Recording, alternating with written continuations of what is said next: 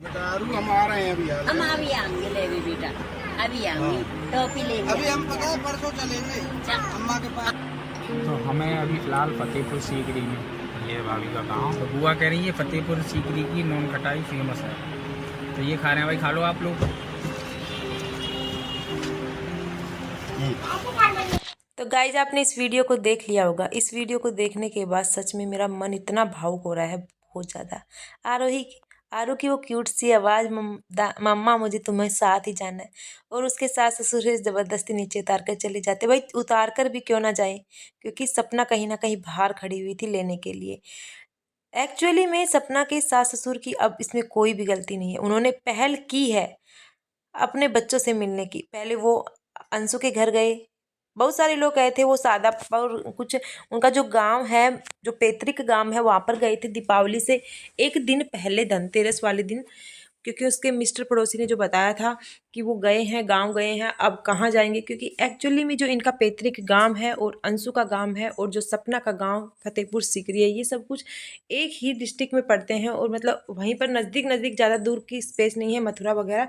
तो इसी वजह से वो पहले वहाँ पर, क्योंकि अपनी पैतृक गांव में भाई दीपावली के दीपक वगैरह जलाना, क्योंकि वहीं पर राजीव जी, सूरज जी और दादाजी दादी जी सब, मतलब वहीं पर उनका दाह संस्कार वगैरह किया गया था, तो वहाँ पर वो जाते हैं।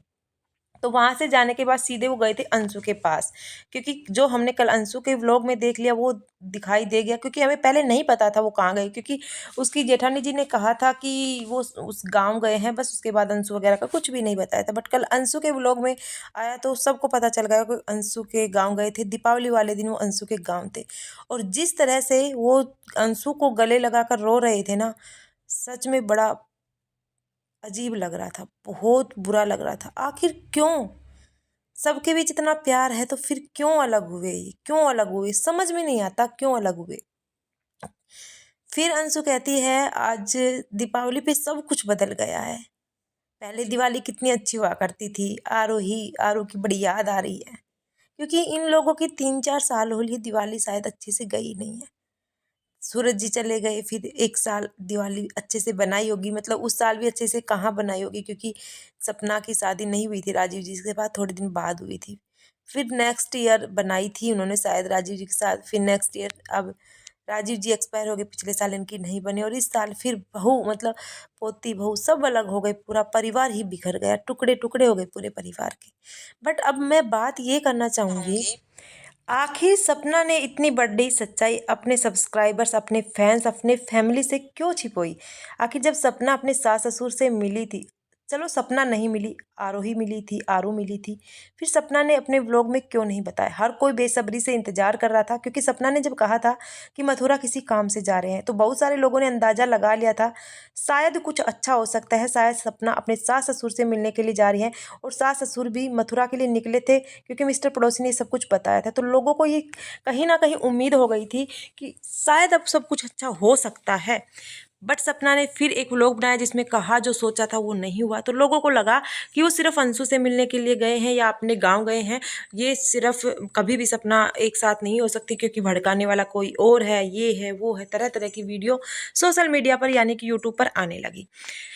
एक्चुअली में देखो, उन्होंने बोला था, उसकी सास ने बोला था, मेरे को बहुत याद आती है आरोही की, मतलब वो छोटी है, चुलबुली है, और हमने जब उससे बात की थी तो वो बाबा बाबा कर रही थी, हर घड़ी उसकी याद आती है, बहुत याद आती है, क्योंकि उसके बाद कहीं ना कहीं उनकी कॉल रिकॉर्डिंग नहीं होती। देखो भाई, कैमरे पे सपना कुछ दिखाते, कैमरे के पीछे क्या झोल होता है वो हमें किसी को कुछ नहीं पता होता। और उसकी दादी कह रही थी अगर मिलने दिया तो हम जरूर मिलने जाएंगे। अंशु पूछ रही थी कि उनसे मिलने तो जाओगे ना आप, जब बोली हाँ अगर मिलने दिया तो पूरी कोशिश करेंगे।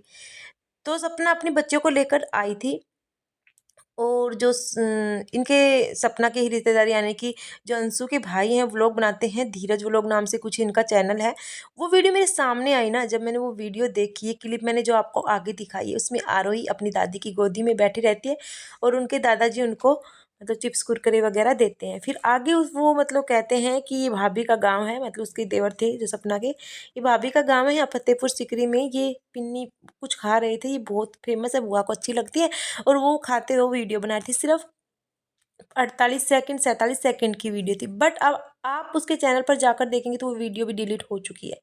वीडियो किसने डिलीट करवाई, क्यों डिलीट करवाई, हमें कुछ भी नहीं पता। शायद सपना इस चीज़ को छुपाना चाहती थी, शायद अपने सास ससुर को गलत दिखाना चाहती थी, अपने आप को ही सिर्फ अच्छा दिखाना चाहती थी। क्योंकि सपना जो भी कॉल रिकॉर्डिंग वगैरह करती है अपने आप अच्छा अच्छा बोलती रहती है, और सामने वाला क्या बोला, क्योंकि सामने वाले को तो कुछ पता ही नहीं है कि उनकी रिकॉर्डिंग वगैरह हो रही है। अब तो सबको पता चल गया, सोशल मीडिया पर वो कॉल रिकॉर्डिंग डालने लगी तो हर कोई एक पैर पीछे ही रखकर बोलेगा, क्योंकि सब अच्छे से ही बोलेंगे, क्योंकि पता है सपना रिकॉर्डिंग कर रही है। और सपना तो अच्छे से बोल रही है, और अपनी भाई कोई भी लगा लो, जो रिकॉर्डिंग कर रहा है वो तो खुद अच्छे से बोलेगा, सामने वाले की भभकार निकालेगा। और दो आदमियों में जब लड़ाई होती है ना, तो सामने वाला भाई अपनी कुछ भी बोल सकता है। इसमें उनके सास ससुर ने जो रिकॉर्डिंग सुनाई थी उसमें कुछ गलत बोला भी नहीं था, एक्चुअली में कुछ भी गलत नहीं बोला था। हाँ, सपना जो भी चीज़ें कर रही थी आनन फानन में कर रही थी, एक ही दिन में उसको सब प्रॉपर्टी वगैरह चाहिए थी। उस समय पर उसके ससुर कह रहे थे कि मेरी पोतियों के ही नाम रहेगा, सब कुछ कहाँ जाएगा। और मैं तो सपना से यही कहती हूँ, अब भी तुम्हारे पास संभलने का टाइम है।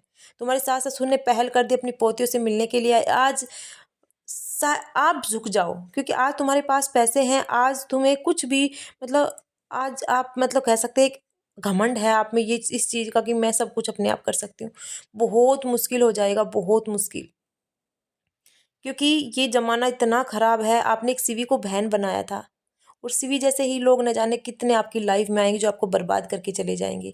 स्वार्थ है, निस्वार्थ यहाँ पर कोई नहीं है। स्वार्थ निकलते ही सब लात मार के निकल जाते हैं मेरी बहन।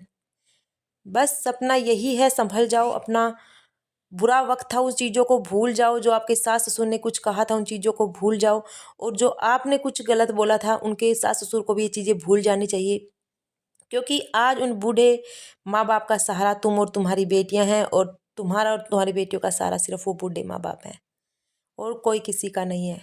और हकीकत ये है हमारे समाज की, क्योंकि मायके वाले भी बुरे वक्त में पास नहीं आते हैं। आज सपना समर्थ है, पैसे कमा रही, इस वजह से उसके मायके वाले भाई भाभी सब साथ हैं। अदरवाइज सपना के पास पैसे नहीं होते और उसे ससुराल से इस तरह निकलना पड़ता। एक्चुअली में सपना अगर डिपेंडेंट नहीं होती तो ससुराल से निकलती नहीं, मैं 100% कह सकती हूँ। दो बेटियों का गुजारा बसारा करना बड़ा मुश्किल हो जाता है एक माँ के लिए, जब वो कुछ नहीं कमा रही होती है तो। मायके वाले नहीं खिला सकते, 1 महीने 2 महीने 3 महीने, इससे ज़्यादा बिल्कुल भी नहीं। फिर वहाँ भी ताने सुनने पड़ते हैं, और जिस घर में भाभी आई रहती है तो वहाँ तो फिर घर या तो फिर ननद ही रहेगी या भाभी रहेगी, घर बर्बाद होकर ही होकर रहेगा। तो आज अब सपना कई बार कहती है कि काश वो दिन वापस आ जाएं, काश वो दिन वापस आ जाएं। एक कदम आप बढ़ाओ, एक कदम अंकल आंटी बढ़ाएंगे, तभी आपकी लाइफ दोबारा से उसी पटरी पर आ सकती है। अदरवाइज आप ये सोचते रहेंगे कि मुझे लेने के लिए आएंगे, मुझे बनाने के लिए आएंगे, तो कभी नहीं हो सकता।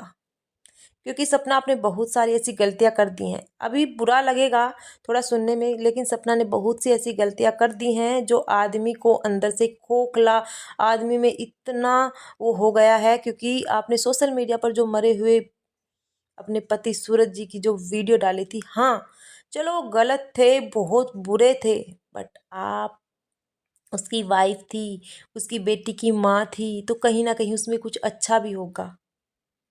आपने उनके साथ अच्छी अच्छी मेमोरी भी कई बार डाली थी, जब वो एक्सपायर हुए थे कितनी अच्छी अच्छी मेमोरी। उस टाइम पर हमें लगता था यार कितने अच्छे हस्बैंड हैं, आपकी जोड़ी कितनी प्यारी है।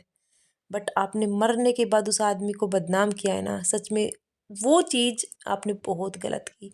और एक माँ कभी बर्दाश्त नहीं कर सकती।